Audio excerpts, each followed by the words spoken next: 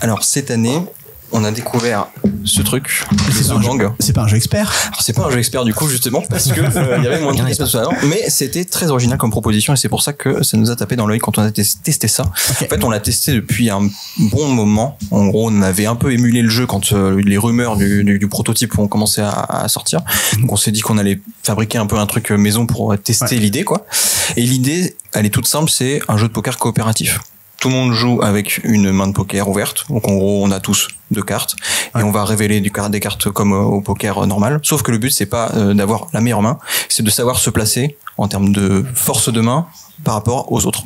Okay. Donc d'être capable de dire que un tel a la main la plus forte, un tel a la main la plus forte, sauf que forcément on connaît pas les mains qu'on a.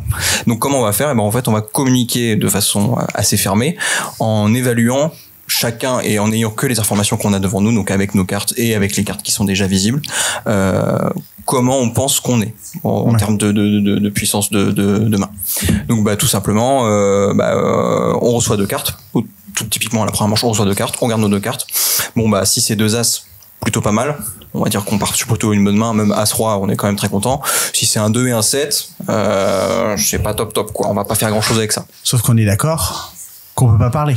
On peut pas parler, donc il faut vraiment juste essayer d'évaluer. Donc pour ça, en gros, on a des petits jetons qui sont posés devant nous et en fonction du nombre de joueurs qu'on est, imaginons qu'on a si on est 6 joueurs, on va avoir 6 jetons et il va falloir prendre si j'ai un 2 et un 7, je pense que là j'ai une main vraiment toute pourrie, je prends le jeton 6 pour dire que vraiment là je pense que c'est nul ce que j'ai. Mais à tout moment en fait, on peut se reprendre les jetons entre nous. On n'a pas le droit de se dire quoi que ce soit, mais juste si au final Charles pense qu'il a encore moins une bonne main que moi, quand même faut être chaud, mais s'il pense que c'est le cas, il peut venir me récupérer le jeton jusqu'à ce qu'on se mette d'accord. Et une fois que tout le monde a un jeton devant soi, on peut dire allez, on passe à l'étape suivante, on met 3 cartes, on fait la même chose, puis une 4e carte, puis une 5e carte. Et l'idée, c'est que on n'a pas besoin d'être bon sur toutes les étapes, il faut qu'on soit bon à la dernière étape. Donc une fois que toutes les cartes sont révélées et qu'on a tous choisi notre position, il faut que là il n'y ait aucune erreur. Sachant qu'on garde toujours nos 2 premières cartes et en fait à chaque fois on va révéler des cartes au milieu pour qu'au final ça fasse 5 cartes. Donc on en a 2, on en révèle une, en a 2, on en a celle qui est révélée plus une et on continue comme ça et à chaque fois on évalue. Donc on peut aussi des fois évaluer en fonction de ce qui va apparaître, du genre j'ai un 2 et un 7, c'est l'exemple que j'avais en plus en tête, et puis là il y a 2 qui sortent, peut-être que finalement ma combinaison elle est quand même vachement mieux parce que j'ai un brelan. Donc si je prenais tout le temps le truc le plus pourri et puis que je commence à prendre du mieux, les autres ils vont se dire attends, il y a un truc là. Donc en fonction justement de ce que font les gens, typiquement si justement t'avais un brelan de 2 qui sort, tu vas probablement te jeter sur le 1. Je peux assez facilement comprendre que t'as probablement eu un brelan de 2 quoi. Donc ce qui peut arriver des situations assez fun de je pense que j'ai une meilleure main que toi. Non, moi je pense que j'ai mieux. Non, moi je pense que j'ai mieux. Et du coup en fait on se retrouve à être 3 et se dire super, on a tous la même main, mais il y en a un autour de la table qui se fout de la tronche des autres. Peut-être. Et le but c'est qu'on arrive à quand même trouver la bonne solution. Est-ce que toi t'es joueur de poker classique ou pas? Un tout petit peu. J'en ai fait un tout petit peu et vraiment plus pour l'amusement. Vraiment pas pour l'argent ni pour le jeu d'argent lui-même. Et justement c'est ça qui était assez rigolo, c'est que quand on a essayé ce truc là, on a eu plein de profils différents de joueurs.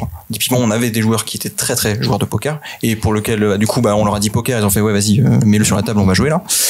Et d'autres gens qui on a dit poker, je n'ai jamais joué à ça de ma vie, je ne connais pas les mains, je connais pas les trucs, ça va être compliqué quoi. Et en fait assez naturellement, on s'en fout un peu du niveau qu'on peut tous avoir dans ce jeu-là, justement parce que l'idée c'est qu'on s'adapte tous les uns aux autres quoi. Donc déjà il y a ceux qui ne connaissent pas qui vont apprendre et en vrai si t'es avec des joueurs qui sont normalement à peu près corrects et sympathiques, t'as pas de problème et du coup tu vas en général bien apprendre sur le tas. Sympathique, c'est ça le problème. C'est ça c'est le paramètre qui est important. Mais c'est le problème souvent dans les jeux de coopération. Mais c'est de l'apprentissage. En général ça va quoi. Surtout sur du coopératif, t'as envie de gagner donc t'essaies d'aider les autres à comprendre leurs erreurs potentiellement et puis t'apprends sur le tas quoi. Mais du coup justement la disparité de niveau, je trouve c'est pas un problème.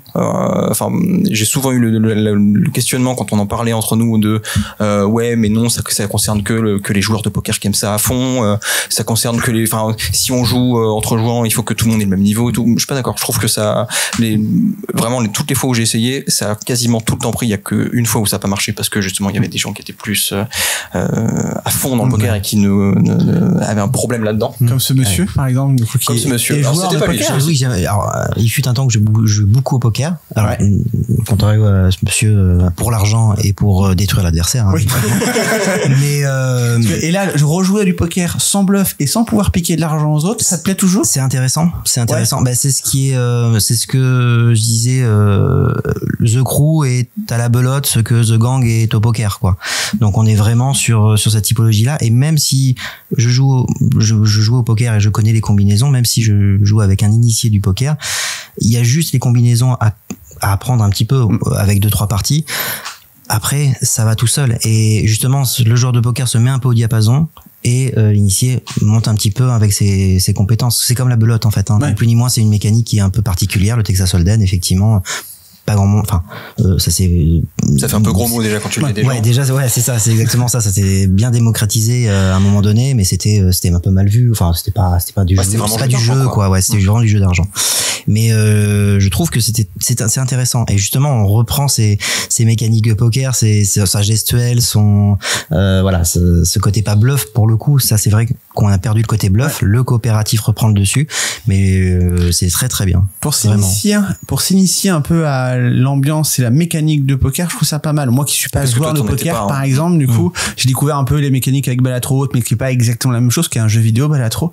Et du coup, moi, je connais un peu les combinaisons, mais j'ai pas un peu l'estimation de qu'est-ce qui est fort, qu'est-ce qui est pas fort. Et très vite, en jouant avec des gens habitués au poker, ils se disent, non, mais ça, c'est improbable que t'aies ça dans la main, ou ainsi de suite. Tu vois vraiment un peu, il y a une petite différence qui se crée entre les habitués et les non habitués, qui très vite se resserre une fois que les joueurs s'harmonisent un peu autour de la table. C'est ce qui est assez fascinant.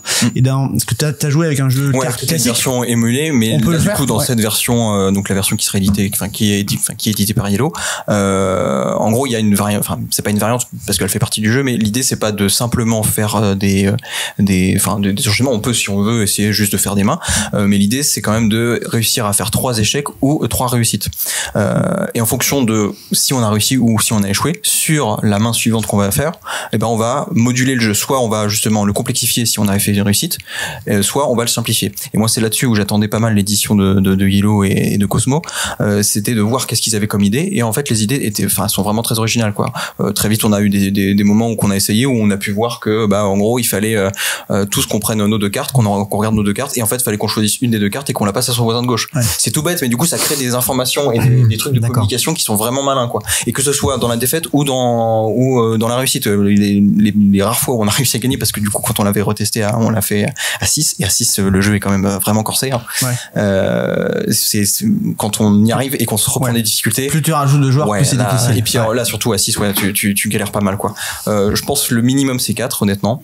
Pour qu'il y a un truc qui se passe, une alchimie. Je pense que 5 c'est vraiment un bon équilibre pour rentrer dans le truc. 6 ça met un cran de difficulté un peu élevé, quoi, on va dire. On s'était amusé même à le faire à 8, et là vraiment on avait réussi à le faire, mais très très rarement, et c'était bien compliqué, hein. C'est un juste pour abréger, c'était simplement une petite question, c'est que là j'avais joué au prototype justement avec toi. Est-ce que dans la version finale justement il y aura un peu comme The Crew des missions qui vont durcir? Ouais, ils ont créé je crois qu'ils ont créé un système avec des missions qui s'enchaînent. Donc déjà il y a les cartes de missions qui sont numérotées. Donc en fait tu peux les sélectionner pour en faire pas des scénarios, mais pour vraiment faire des enchaînements de parties. D'accord. Et après quand tu connais vraiment à fond le jeu, tu peux en fait le mixer un peu n'importe comment, et ça marche très bien aussi, quoi. Très bien.